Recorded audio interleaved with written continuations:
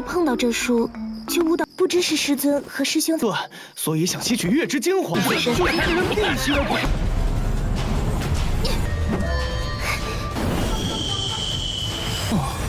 温馨提示：故儿想请师尊指。Halo semuanya, selamat datang di Ruang Sinema. Bagaimana kabar kalian semua? Semoga selalu sehat dan baik-baik saja. Sesuai jadwal, jadi pada hari ini kita akan kembali melanjutkan series Donghua yang berjudul Hidden Sector Leader episode 3-4. Di bagian sebelumnya, kita sudah diperlihatkan mengenai kehidupan Jiang Beichan yang harus menjalani tugas dari sebuah sistem. Selain itu, kita juga melihat Jiang Beichan yang telah berhasil melaksanakan tugasnya dan menjemput Heitian dan menjadikannya sebagai murid. Selama menjadi muridnya, Heitian mampu dan cepat melakukan penerobosan. Berbeda dengan Jiang Beichan yang terus merasa kesulitan untuk menerobos. Setelah merekrut Heitian, Jiang Beichan kembali mendapatkan tugas untuk merekrut seorang wanita bernama Wang Luoli. Sehingga mau tak mau, Jiang Beichan pun harus menyelamatkan Wang Luoli dari kejaran pasukan Sekte Raja Hantu, yang mana mereka itu dipimpin oleh Kuang Gai. Untuk menyelamatkan Wang Luoli, Jiang Beichan pun langsung memasukkan pasukan Sekte Raja Hantu ke dalam sebuah alam kecil, yakni Lautan Pahit. Selanjut di dalam alam kecil Lautan Pahit, terlihat Kuang Gai dari Sekte Raja Hantu sedang berusaha menghancurkan alam kecil Lautan Pahit. Namun di waktu yang sama, binatang ilahi ikan mas naga muncul dan langsung menghabisi Kuang Gai berserta pasukannya. Menyadari aura pasukan Sekte Raja Hantu yang lenyap begitu saja, Wang Luoli menjadi begitu terkejut dan mulai berlutut kepada Jiang Beichan sambil memohon untuk kembali menjadi muridnya. Oleh karena Jiang Beichan berhasil mendapatkan murid keduanya, maka sistem akan memberikan hadiah kepadanya berupa aula utama sekte. Sayangnya menurut peringatan sistem, Wang Luoli itu hanya memiliki 10 poin saja dalam hal kesetiaannya. Dan kata lain, Wang Luoli sama sekali tidak percaya terhadap Jiang Beichan. Peringatan dari sistem membuat Jiang Beichan berpikir kalau Wang Luoli sepertinya hanya menjadi tempat tinggal untuk sementara waktu. Jiang Beichan kemudian mencoba untuk menyentuh Wang Luoli. Akan tetapi tindakannya itu justru membuat Wang Luoli merasa terancam dan poin kesetiaan Wang Luoli terhadap Jiang Beichan pun menurun menjadi 5. Menyadari hal demikian, Jiang Beichan pun langsung pergi menunjukkan tempat tinggal untuk Wang Luoli. Luoli啊，赐你一场机缘呐！我住哪里？Setelah itu, Jiang Beichan mulai pergi menuju aula utama sekte yang telah dihadiahkan oleh sistem kepadanya.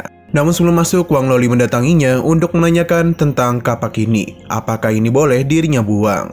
Namun Jiang Beichan melarangnya sebab meskipun kapak itu sudah tua, namun masih bisa digunakan. Jiang Beichan juga menggunakan peribahasa untuk tidak menyanyiakan suatu barang. Karena meskipun saat ini barang itu tidak bisa digunakan, namun kedepannya dia yakin hal itu pasti bisa digunakan kembali. Wang Luoli paham dengan perkataan gurunya. Meskipun terlihat wibawanya sangat tinggi, namun nyatanya kapak itu hanyalah sebuah kenangan dari Jiang Beichan. Sesaat kemudian, ia pun masuk ke dalam kediamannya. Hadiah aula utama sekte itu benar-benar membuat Jiang Beichan merasa senang, karena desain interiornya yang cukup besar dan juga mewah.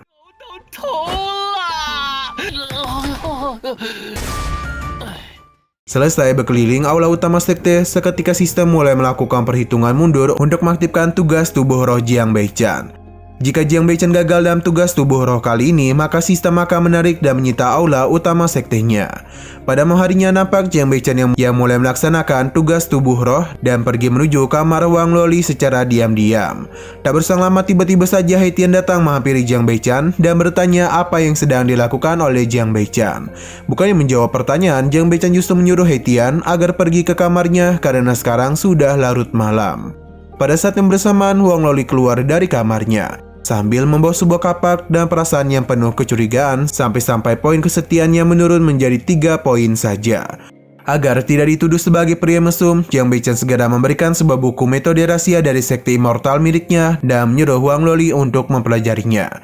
Merasa telah berpikiran jahat kepada gurunya, Wang Luoli pun bergegas membuang kapaknya dan mulai meminta maaf kepada Jiang Beichan. Baru saja mendapatkan buku dari Jiang Beichan, dalam sekejap Wang Luoli langsung memahami isi buku tersebut dan berhasil menerobos tingkat kelima. Sehingga Jiang Beichan dan Heitian pun menjadi sangat terkejut. Pasalnya, Wang Luoli dapat memahami seluruh isi buku tanpa membuka bukunya. Merasa tidak percaya dan Wang Loli, Jiang Beichan pun meminta Wang Loli agar menunjukkan bukti pemahaman tingkat 5-nya. Wang Loli menjelaskan bahwasanya di tingkat 5 itu berisi mengenai jalan menuju keabadian yang terlalu panjang dan tak bisa dicapai dalam satu hari. Untuk mencapai jalan menuju keabadian, seseorang harus mempunyai hati yang solid, selalu memikirkannya siang dan malam, serta selalu berlatih tanpa henti. Mendengar seluruh penjelasan Wang Loli, sontak Jiang Beichan pun merasa terpukul dan hanya bisa terdiam. Sebab dia itu tidak dapat mengerti apapun dari penjelasan Wang Loli. 这才是师尊希望的速度。启禀师尊，意思是一碰到这书就悟到，不知是师尊和师兄。对，所以想吸取月之精华，就才人必须而不可。 Sebagai seorang guru, Jiang Beichan pun mencoba untuk mengkritik Wang Loli dan mengatakan kalau penjelasan dari Wang Loli masih terlalu rumit untuk dipahami dan sama sekali tidak tersusun. Mendengar ucapan dari Jiang Beichan, seketika Wang Loli merasa kebingungan. Karena seluruh penjelasannya padahal telah ia sederhanakan dan sudah sangat mendasar. Lalu Jiang Beichan mencoba mencari tahu untuk menerobos ke tingkat kelima dan bertanya kepada Haitian tentang perasaan yang ia rasakan ketika menerobos ke tingkat kelima. Pertanyaan dari Jiang Beichan itu langsung disanggah oleh Wang Loli dan bertanya mengenai alasan gurunya melempar pertanyaan tersebut. Pertanyaan dari Wang Loli justru dijawab oleh Haitian dan mengatakan bahwasanya alasan guru mereka bertanya adalah karena Jiang Beichan tidak melakukan latihan dan penerobosan melalui metode rahasia seperti Wang Loli. Sehingga jawaban dari Haitian pun langsung dibenarkan oleh gurunya. Haitian kemudian mulai menjawab pertanyaan gurunya dan mengatakan bahwasannya perasaan yang ia rasakan saat menerobos ke tingkat kelima adalah kekuatan spiritual di dalam tubuhnya seketika menjadi lebih kuat. Setelah mendengar jawaban dari Haitian, Jiang Beichan pun mulai memahami cara untuk menerobos ke tingkat 5. Tak berselang lama, secara tiba-tiba sistem mengeluarkan sebuah tugas kepada Jiang Beichan untuk memotong 66 pohon di belakang gunung selama 24 jam.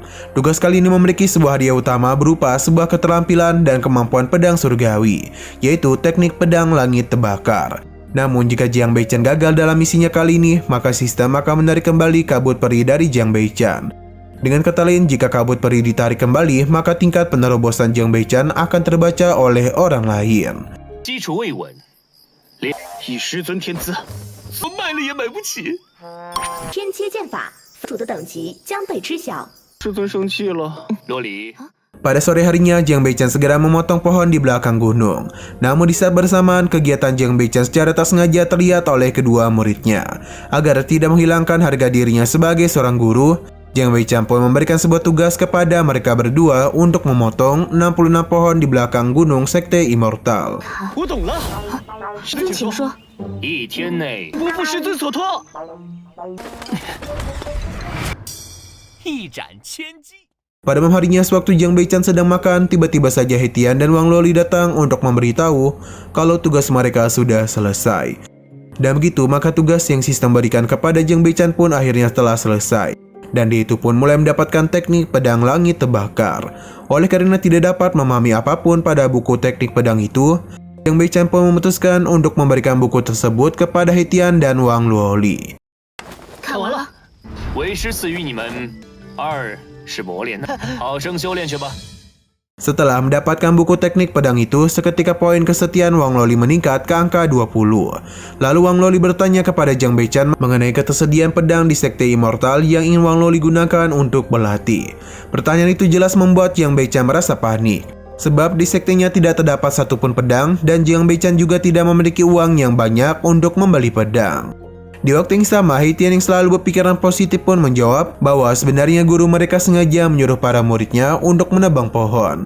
Karena guru mereka ingin mereka berlatih dengan menggunakan pohon-pohon itu. Mendengar jawaban dari Haitian, Wang Loli pun langsung mempercayainya dan tiba-tiba saja poin kesetiaannya meningkat drastis menjadi 40.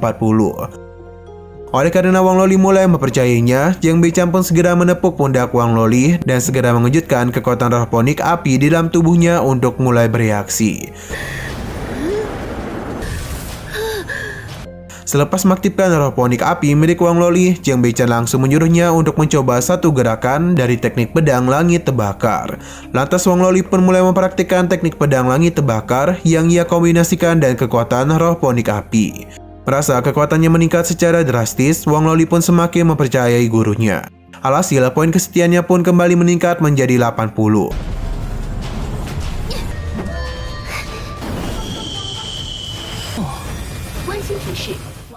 Serangan dari Wang Loli sebelumnya perlahan-lahan mulai membakar seluruh hutan.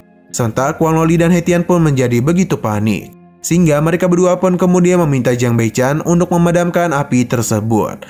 Namun Jiang Beichan justru hanya terdiam saja. Melihat gurunya yang tak melakukan apapun, Wang Loli seketika merasa curiga dan poin kepercayaannya pun terus menurun. Pada awalnya Jiang Beichan hanya bisa merasa cemas, sebab ia tak dapat melakukan apapun. Hingga padanya Jiang Beichan bergegas memobilisasi ikan mas naga dan memadamkan seluruh api.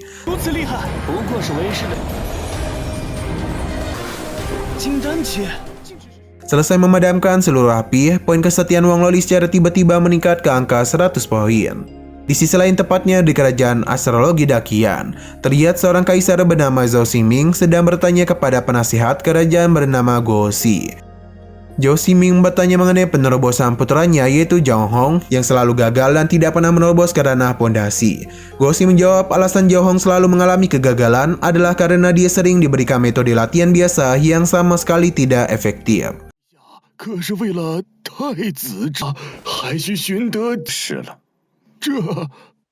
Guo Xi kemudian mulai menggunakan sebuah benda pusaka yang dapat membantunya untuk memberikan saran kepada Zhao Ximing agar Zhao Hong dapat menerobos. Dari benda pusaka itu, Guo Xi memberitahu Zhao Ximing harus pergi ke selatan dan mencari sebuah monumen batu bertuliskan Lautan Pahit. Pada keesokan harinya, Zhao Ximing pun nampak sedang menyuruh Zhao Hong untuk berlatih dan menjadi murid di Sekte Raja Hantu. Menurut Zhao Ximing, Sekte Raja Hantu adalah sekte terkuat di Tianmen dan memiliki pencapaian besar. Mendapat perintah ayahnya, Zhao Hong pun sempat merasa ragu karena Sekte Raja Hantu memiliki perilaku dan tindakan yang buruk. Oleh karena itu, ia mencoba membujuk ayahnya agar membiarkannya untuk pergi ke Lautan Pahit sesuai saran dari Guo Xi. Namun sayangnya, Zhao Hong tidak mendapatkan izin dari ayahnya. Selain itu, Zhao Ximing juga menjadi sangat marah karena perilaku Zhao Hong yang ragu dengan keputusan darinya. Apalagi selama ini Zhao Hong sebagai pangeran sekaligus putra mahkota telah mengalami 3 kali kegagalan dalam penerobosan.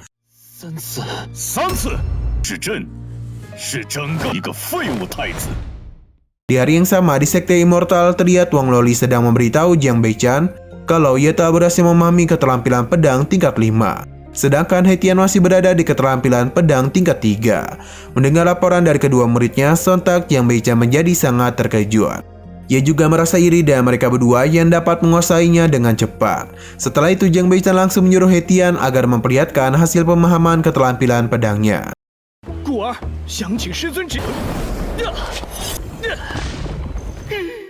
Melihat semua itu, Jiang Beichan sungguh tidak menduga kalau para muridnya sangatlah berbakat. Sebagai seorang guru, ia pun merasa sedih sebab para muridnya berkembang namun tidak untuknya. Di sini Wang Loli menanyakan bagaimana cara gurunya dalam menggunakan sebuah kekuatan. Melihat gurunya yang sedang menggigit rumput, membuat He Tian yakin kalau gurunya menggunakan rumput itu sebagai pedang. Hal ini seketika membuat Jiang Beichan terkejut dan mencoba untuk kembali berakting. Tapi tentu tidak mungkin bagi dirinya dalam menggunakan sebuah rumput untuk menebas sesuatu. Jadi dia pun memberitahu para muridnya jika dia menggunakan pedang ini maka takutnya akan menghabisi matahari, bulan, dan juga bintang. Perkataan itu seketika saja membuat He Tian dan juga Wang Loli percaya. Mereka menjadi tidak heran mengapa guru mereka tidak pernah menggunakan pedang, sebab kekuatan gurunya terlalu besar. He Tian yang juga ingin menggunakan rumput mulai mencabut rumput-rumput di sana. Jiang Beichan segera menghentikannya sebab cara untuk berkultivasi tidak boleh setengah, tidak boleh serakah ataupun bernafsu. He Tian pun paham dan mengakui kesalahannya. Jiang Beichan meminta mereka untuk berlatih secara perlahan-lahan. 不需要了。我也要把知道，慢慢沉，这个师尊真不好当啊。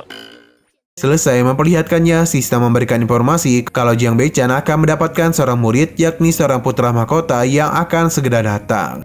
Jika Jiang Beichan berhasil merekrut putra mahkota itu, maka dia akan mendapatkan hadiah berupa gerbang aula sekte dan monumen pencerahan di Lautan Pahit. Lalu Jiang Beichan pun mulai menunggu kedatangan putra mahkota tersebut, namun sayangnya hingga malam hari putra mahkota pun tidak kunjung datang. Nah, sayang sekali episode pada hari ini pun harus bersambung dulu. Oke, sekian dulu pada video kali ini. Untuk video selanjutnya akan segera hadir. Jadi bagi kalian yang mengikuti series ini, langsung saja klik subscribe dan aktifkan loncengnya. Terima kasih yang sudah menonton video sampai habis. Jika kalian suka pada video ini, klik like dan share ke teman-teman kalian tentang channel ini. Dan ditunggu aja kelanjutannya. Oke, sampai jumpa di video selanjutnya.